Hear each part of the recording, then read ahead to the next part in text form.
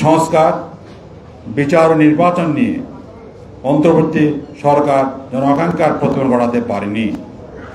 নতুন রাষ্ট্র কাঠামোর ব্যাপক সংস্কার করার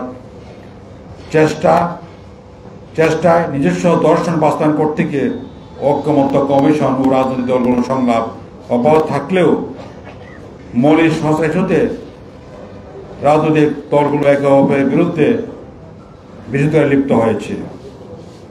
এই পরিস্থিতি অব্যাহত থাকলে যে কোনো সময় রাজনৈতিক পরিস্থিতির অবনতি হতে পারে। ষড়যন্ত্রের সংশয় ক্রমা থেকে যাতে এখনো বের হতে পারেনি।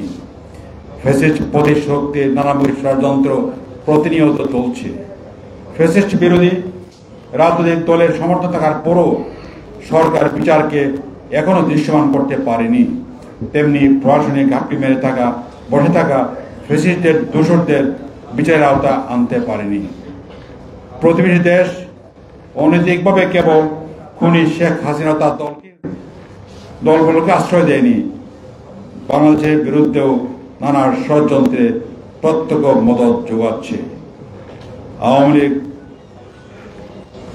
কার্যক্রম মৃত্যু ঘোষণা করা হলেও দলের নেতা কর্মীরা সামাজিক যোগাযোগের মাধ্যমে প্রকাশ্যে ঘোষণা দিয়ে গোপালগঞ্জে এনসিপির উপর হামলা করেছে, এমন নানা প্রকার ষড়যন্ত্রে লিপ্ত রয়েছে। দেশের রাজনৈতিক এই পরিস্থিতিতে খেলাফ মজলিস মনে করে আগামী 5ই আগস্টের মধ্যে জুলাই স্মরণ ঘোষণা করতে হবে। 2. ফ্যাসিস্ট সরকারের সকল গুম, খুন, গণহত্যা ও অপকর্মের বিচার দৃশ্যমান করতে হবে।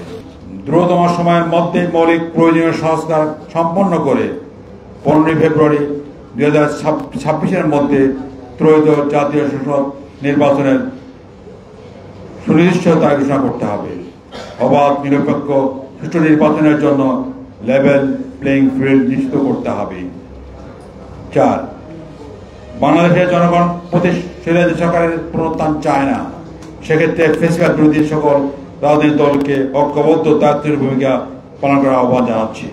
একই সাথে খেলাধুলা মনে করে রাজনৈতিক ভিন্নমত, সমালোচনা, প্রতিযোগিতা, সৃজনশীলতা রাজনীতির অংশ। তবে বিভাজন, বিভেদ, প্রতিহিংসা, পারস্পরিক অশোভন ভাষা আক্রমণ সুষ্ঠু রাজনৈতিক সংস্কৃতি নয়, বরং জাতীয় ঐক্য বিনষ্ট করতে পারে। 5.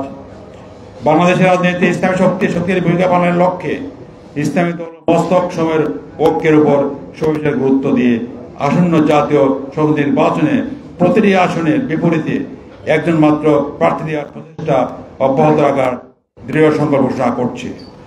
6. খেলাফ মজলিস ত্রয়োদশ জাতীয় সংসদ নির্বাচনে আগস্ট মাসের মধ্যে 300 আসনে পর্যায়ক্রমে প্রার্থী ঘোষণার সিদ্ধান্ত নিয়েছে। ইতিমধ্যে 100 আসনে প্রার্থী ঘোষণা করা হয়েছে। আপনাদের সবাই ধন্যবাদ।